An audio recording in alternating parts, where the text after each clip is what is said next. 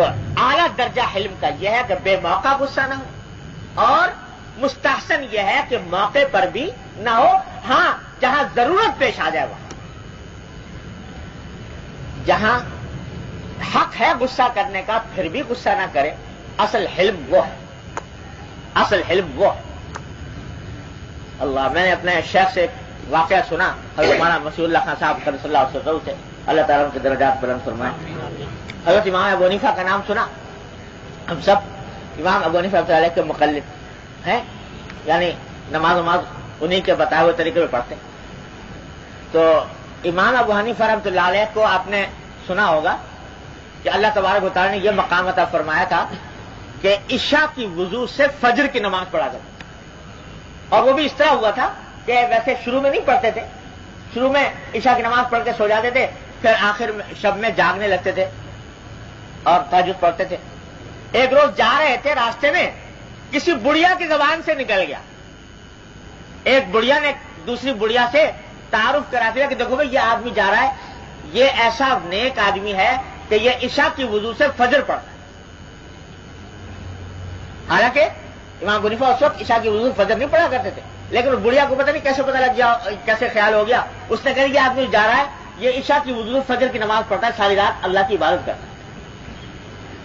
اب امام ابو حنیفہ کا سن لیا، اچھا لوگ میرے بارے میں یہ گمان رکھتے ہیں کہ میں اتنی عبادت کرتا ہوں، میں تو کرتا نہیں، اچھا آج سے کریں. چنانچہ اس دن سے امام صاحب نے یہ عہد کر لیا کہ آئندہ میں عشاء کی وضو سے فجر کی نماز پڑھا کروں.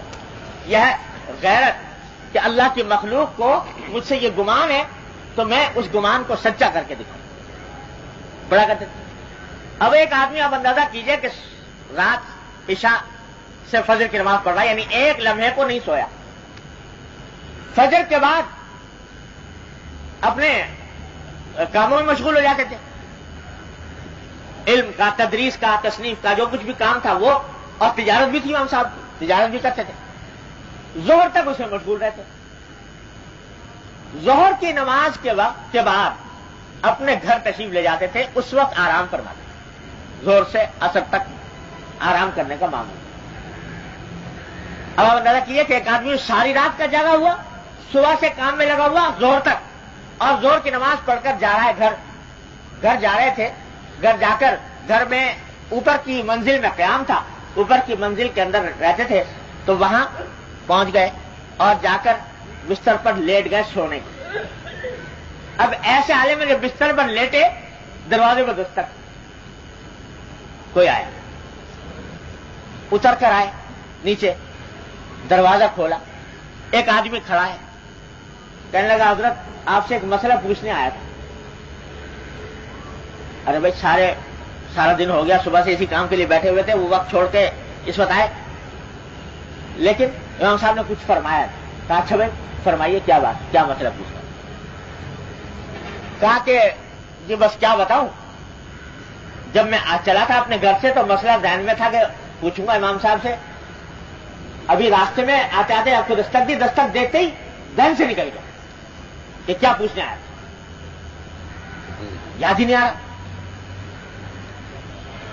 اب بتائیے آ کے پریشان کیا ایسے وقت، اور پھر کہتا ہے کہ بھول گیا. لیکن امام صاحب نے کوئی اس کے اوپر مواخذہ نہیں کیا. کہا کہ اچھا بھائی تو کوئی بات نہیں، بھول گیا ہو، انسان بھول جاتا ہے، جب یاد آ جائے جواب دے دے، جواب یاد آ جائے پوچھ لینا. کیا کہ اوپر چلے گئے، جا کر مساری پہ لیٹے، بستر پر لیٹ کے کچھ دیر گزری تھی، پھر دستک. اب پھر اتر کے نیچے آئے، دیکھا تو وہی آدمی کھڑا.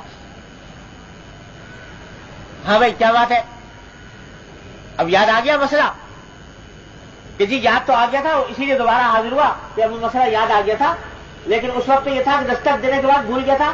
ابھی آپ آدھی سیڑھیوں پر تھے کہ اس وقت ذہن سے نکل گئے.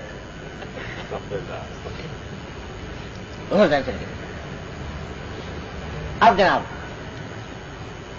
غصہ دلا رہے، لیکن امام صاحب نے کوئی کہا کہ اچھا بھائی کوئی بات نہیں، بھول گئے تو بھول گئے، جب یاد آئے پوچھ لیں. پھر چلے گئے اوپر. ابھی لیٹے، پھر دستک، پھر اتر کے گئے، کبھی اب معاف کیجیے گا آپ کو بڑی تکلیف تھی لیکن اب یاد آ گیا مجھے کیا پوچھنا. اچھا بھائی پوچھو. کہ جو پوچھنا یہ تھا کہ یہ جو انسان کی غلاظت ہوتی ہے اس کا ذائقہ میٹھا ہوتا ہے کہ کڑوا ہوتا ہے؟ یہ پوچھنا. اس سب تکلیف پہنچانے کے بعد سوال یہ کرنا. لیکن امام صاحب پھر بھی غصہ نہیں کیا. امام صاحب نے فرمایا کہ بھائی ایسا ہے کہ اگر وہ تازہ ہو تو کچھ اس میں مٹھاس ہوتی ہے, سوکھ جائے تو تلخی پیدا ہو جائے, کڑواہٹ ہو جائے. تو کہنے لگا جی یہ جو آپ فرما رہے ہیں کہ تازے میں کچھ مٹھاس ہوتی ہے اور خشک میں ہو جاتی ہے کڑواہٹ, کیا کبھی چکھ کے دیکھا تھا؟ یہ سوال. اب اشتعال پر اشتعال دلا رہا ہے. کہا کہ بھائی ہر بات جو ہے وہ خود چکھ کر اور خود تجربہ کر کے نہیں, بہت سی باتیں عقل سے بھی انسان کو پتہ لگتی ہیں. تو عقل سے یہ پتہ لگتا ہے کہ کچھ مٹھاس ہوتی ہوگی بعد میں کڑواہٹ ہو جاتی ہوگی. کیسے جی کیا دلیل ہے؟ کہا کہ تازے میں مکھی بیٹھتی ہے اور خشک پہ نہیں بیٹھتی. تو مکھی بیٹھنے سے پتہ لگتا ہے کہ اس میں ہے کچھ, کبھی ورنہ وہ نہ بیٹھ. جب یہ سب کچھ ہو گیا تو اس نے آگے ہاتھ جوڑے کہ حضرت خدا کے لیے مجھے معاف فرما دیجیے گا, میں نے آپ کو بہت تکلیف. اصل میں قصہ یہ ہے کہ آپ نے مجھے ہرا دیا.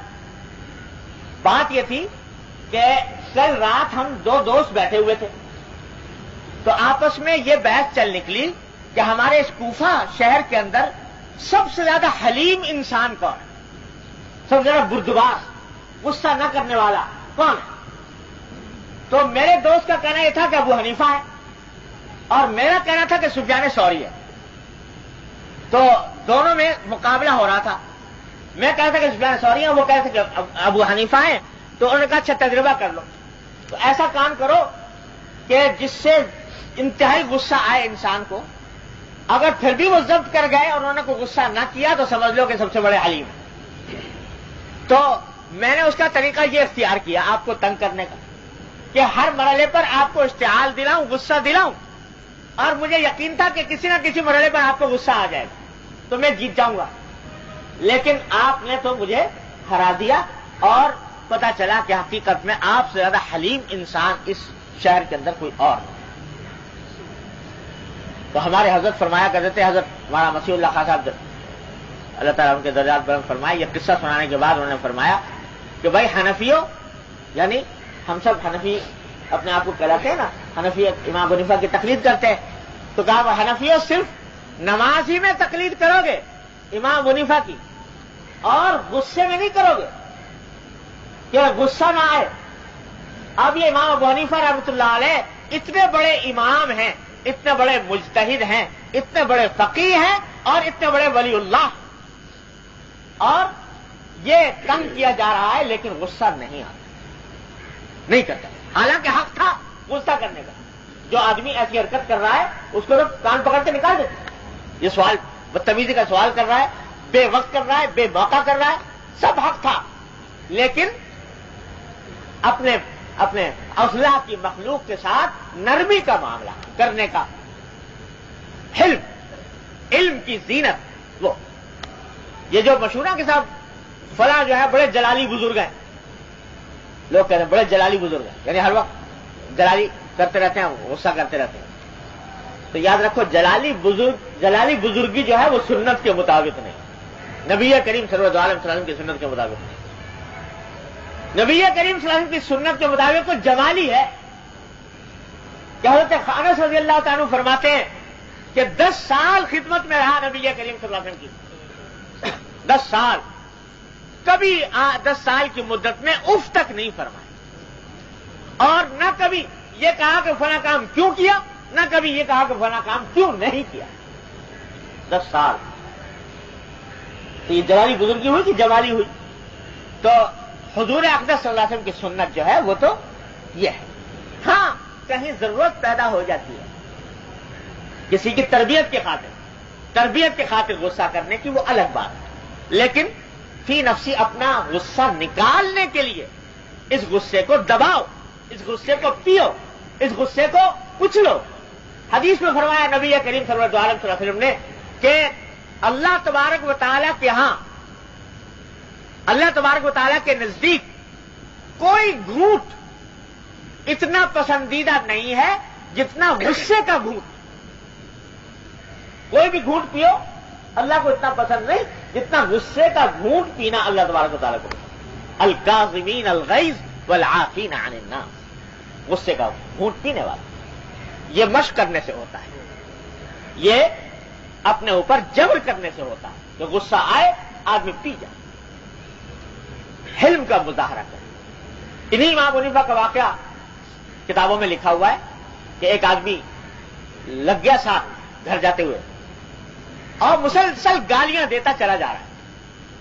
گالی کوسنے جو اس کے پاس ذخیرے میں تھا وہ سب گالیاں سناتا جا رہا ہے. ہم صاحب چلتے چلتے چلتے یہاں تک کہ گھر آ گیا تو رک گئے. امام صاحب نے اس سے رک کے فرمایا کہ بھائی یہ تم نے جو اتنا کچھ کہا ہے چلو تمہاری کلاس نکل گئی کہ نہیں نکل گئی، کبھی ابھی اور کچھ دینی ہے گالیاں تو دے لو، کیونکہ میرا گھر آ گیا میں گھر چلا جاؤں گا. اگر کچھ ابھی باقی رہ گئی ہو تو اور دے لو، کیونکہ اب میں گھر میں گھسنے والا ہوں کہ ایسا نہ حسرت تمہارے دل میں رہ جائے. یہ تو غصے کو پینا یہ بڑی زبردست وصف ہے. اللہ کو کوئی گھونٹ غصے کے گھونٹ سے زیادہ پینا پسند نہیں. حضور احمد صلی اللہ علیہ وسلم کا ارشاد.